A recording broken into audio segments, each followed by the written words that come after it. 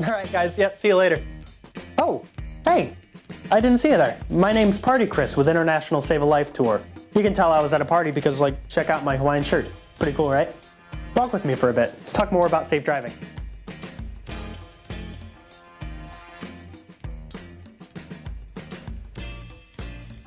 Whew. It's super cold out here today. Glad I only live like 3 blocks away.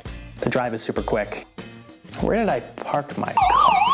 Not so fast, criminal. I'm Undercover Chris. Drop those keys. Were you really thinking about driving while you're impaired? No, Did you know that every day in the United States, 30 people die in a drunk driving collision? That's about 1 person for every 50 minutes. I actually did know that. On the bright side, the number of impaired driving casualties has dropped by 1/3 in the last 3 decades due to the spread of information and programs such as this one. I'm sorry, what are you doing? Writing you a ticket for insubordination. Okay.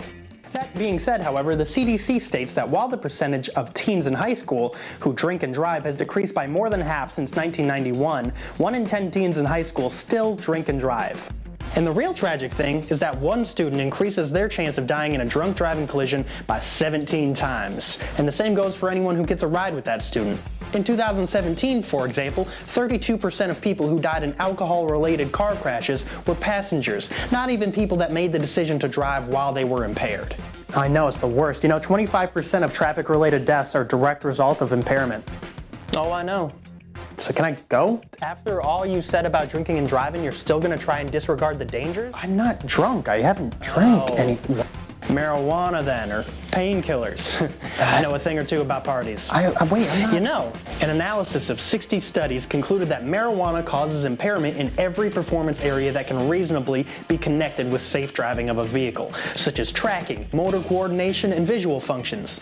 These are prescription. Right, and unlike measuring alcohol impairment, it's incredibly difficult to measure the body's reaction to marijuana. While your BAC, or blood alcohol content, measures how much you've had to drink, every state's legal limit being 0.08%, THC, the psychoactive ingredient inside of marijuana, doesn't directly correlate to how much you've ingested or the different levels of impairment.